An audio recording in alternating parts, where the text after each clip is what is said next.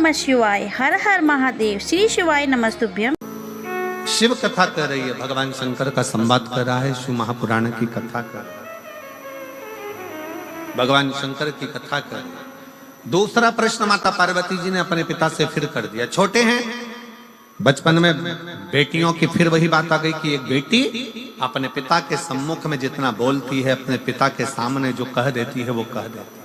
हाँ पिताजी, बेटी का जन्म क्यों होता है? बेटी का जन्म होता क्या? किस लिए जन्म लेती है बेटी? क्यों जन्म लेती है बेटी? ये दूसरा प्रश्न किया। बेटी का जन्म क्यों होता है? घर में एक लड़की का जन्म होना, एक बेटी का जन्म किस लिए? क्यों?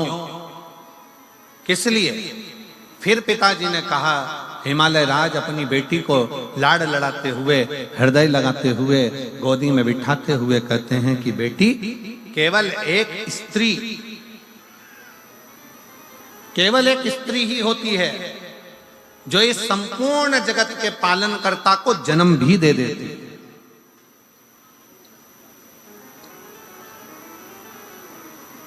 संत तुकाराम को जन्म देने वाली भी एक स्त्री है, तारा बाबा जी को भी जन्म देने वाली एक स्त्री है, गुरु नानक देव जी को जन्म देने वाली एक स्त्री है, मीराबाई को जन्म देने वाली एक स्त्री है, कर्माबाई को जन्म देने वाली एक स्त्री है, नामदेव जी को जन्म देने वाली एक स्त्री है, बड़े बड़े जगत गुरु शंकराचार्य को भी जन्म देने वाली एक स्त्री है, बड़े बड़े महात्मा संत साधु सन्यासी तपस्वक साधक उपासक, इनको जन्म देने वाली एक स्त्री है।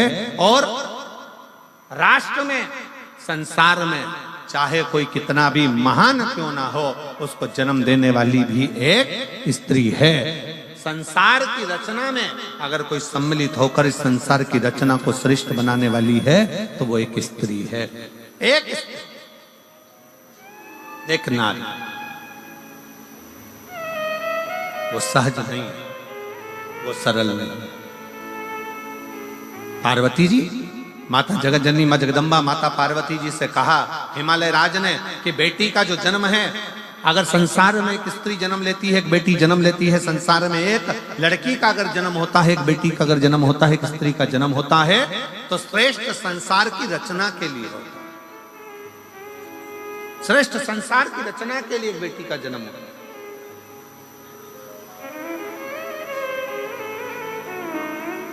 फिर अगला प्रश्न किया, और बड़े सावधानी से यह अगला जो प्रश्न है, यह बड़ा विशेष प्रश्न मां जगत जननी जगदम्बा माता पार्वती जी अपने पिता से कर रही हैं कि हे पिता, मान लो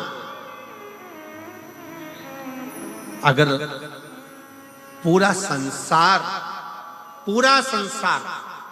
कहीं सुख ना दे, पूरा संसार कोई सुख प्रदान ना करे, उस समय मुझे क्या करना चाहिए? तब 5 वर्ष की बेटी को, 5 वर्ष की कन्या को हिमालय राज कहते हैं, पार्वती, उस समय पर केवल एक शिव का स्मरण करना चाहिए। शंकर का करा गया स्मरण कभी खाली नहीं जाता। शंकर का करा गया स्मरण कुछ ना कुछ देकर ही जाता है, कुछ ना कुछ प्रदान करता ही है।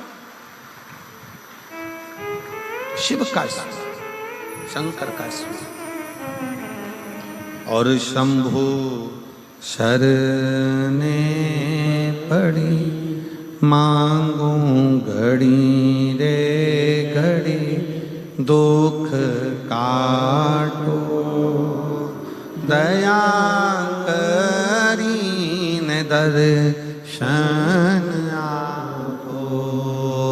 शंभु शरणे मांगू घड़ी रे घड़ी, दुख काटो दया करी न दर्शन। आप शिव के आश्रित होकर भगवान शंकर की शरणागति ग्रहण कर भगवान शंकर के चरणों में पहुंचकर भगवान शिव से जब अपने लगन की बात, अपने हृदय की बात, अपने स्मरण की बात, अपने मन की बात कहते हो, शिव उसको स्वीकार कर लेते, शंकर उसको स्वीकार कर लेते। अच्छा, दो पानी होते हैं, जरा ध्यान दीजिएगा, जरा स्मरण करिएगा। दो तरह का पानी होता है, एक तालाब में भरा हुआ होता है, ठहरा हुआ होता है। तालाब में भरा हुआ पानी है, सरोवर में भरा हुआ पानी है, कुंड में भरा हुआ पानी है, खड्डे में भरा हुआ पानी है, कुएं के अंदर भरा हुआ पानी है। एक पानी वो है जो ठहरा हुआ है, और दूसरा पानी वो है जो बहता चले जा रहा है, बहता चले।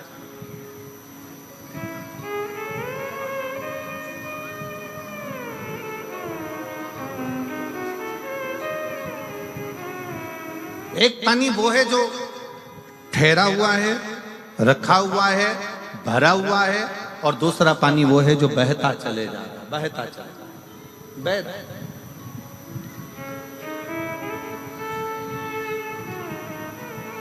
बहते हुए पानी को स्वच्छ बनाने के लिए जरूरत नहीं पड़ती है। वो पानी तो बह रहा है, चल रहा है, परंतु जो ठहरा हुआ पानी है ना, उसको स्वच्छ बनाने के लिए थोड़ा ना थोड़ा, कुछ ना कुछ उसमें डालना पड़ता है।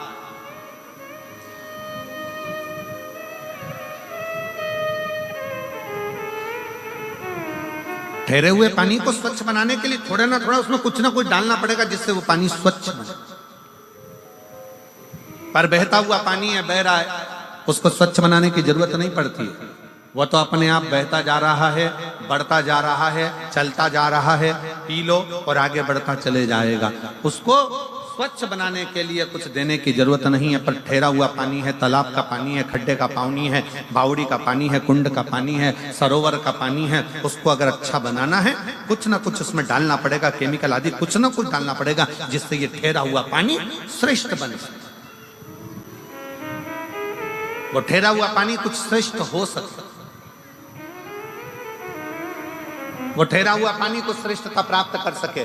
बस यही शिव पुराण की कथा कहती है। दो तरह के संबंध होते हैं संसार में, एक ठहरे हुए संबंध होते हैं और एक पानी की तरह बहते हुए संबंध होते हैं। कुछ दोस्त, कुछ लोग संसार में ऐसे मिलते हैं कि वो चलते चले जाते हैं, उनको ये नहीं मालूम कि किससे क्या संबंध निभाना है। वो तो बह रहे हैं, चल रहे हैं। और दूसरा संबंध वो होता है ठहरा हुआ, जैसे पति और पत्नी का संबंध है, जैसे माता पिता का बच्चों के प्रति संबंध है, जैसे बहन भाई का संबंध है, जैसा पिता पुत्र का संबंध है, जैसे बाप और बेटी का संबंध है, जैसे एक आपस का एक ठहरा हुआ संबंध होता है।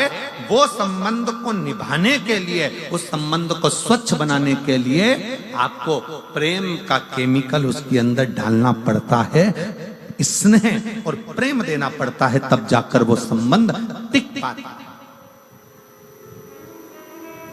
प्रेम और स्नेह देना, और प्रेम और स्नेह जहां प्राप्त हो गया, वहां अपने आप सुख की अनुभूति। हमें बहुत अच्छा लगा कांडा जी, आपके यहाँ जो ये कथा चल रही है, आज बड़ी प्रसन्नता का विषय से हम कहेंगे कि बहुत कथाओं के अंतर्गत